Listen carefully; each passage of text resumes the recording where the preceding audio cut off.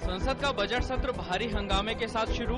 महंगाई के मुद्दे पर हंगामे के कारण लोकसभा की बैठक पहले 12 और फिर 2 बजे तक के लिए स्थगित। लोकसभा अध्यक्ष ने की सभी दलों से राष्ट्र के सम्मुख ज्वलंत मुद्दों को उठाने की अपील। राज्यसभा में महंगाई पर चर्चा। कांग्रेस नेता गुलाम नबी आजाद ने कहा कि एनडीए सरकार महंगाई कम करने के वादे के साथ सत्ता में आई थी और 1 माह के भीतर ही लगातार कीमतों में हुई भारी वृद्धि के कारण जनता के ऊपर काफी बोझ बढ़ा है। महंगाई और बढ़ती कीमतों के मुद्दे पर राज्यसभा में चर्चा में हिस्सा लेते हुए बसपा प्रमुख मायावती ने कहा कि बीजेपी के सत्ता में आने के बाद जमाखोरी बढ़ी है और व्यापारी वर्ग मुनाफा कमाने के लिए महंगाई को बढ़ावा दे रहा है। संसद के बजट सत्र शुरू होने से पहले संसदीय कार्य मंत्री वेंकैया नायडू ने बुलाई सर्वदलीय बैठक। सरकार ने साफ तौर पर कहा कि वह महंगाई सहित किसी भी मुद्दे पर चर्चा करने के लिए है तैयार।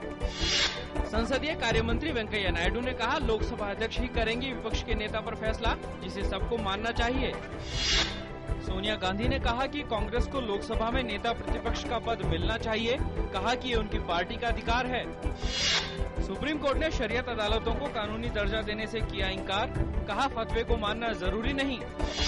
सुप्रीम कोर्ट ने लेफ्टिनेंट जनरल दलबीर सिंह सुहाग को सेना प्रमुख बनाने के सरकार के फैसले पर रोक लगाने से किया इंकार। सुहाग 1 अगस्त को संभालेंगे पदभार।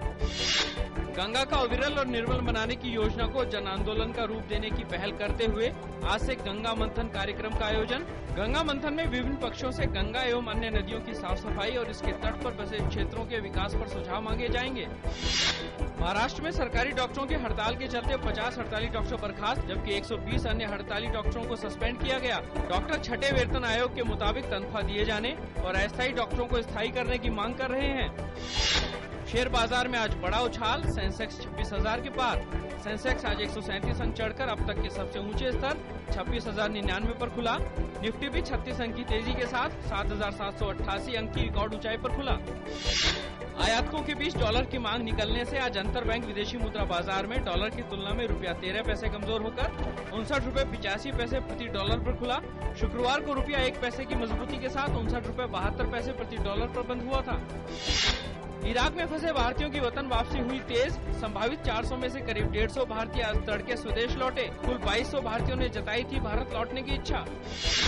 यूक्रेन सरकार ने कहा कि उसकी सेनाओं ने देश के पूर्वी हिस्से में 2 और शहरों को रूस समर्थित विद्रोहियों से वापस ले लिया है। एक दिन पहले ही सरकारी सेनाओं ने विद्रोहियों के मजबूत गढ़ समझे जाने वाले स्लोवियांस्क शहर पर कब्जा किया था।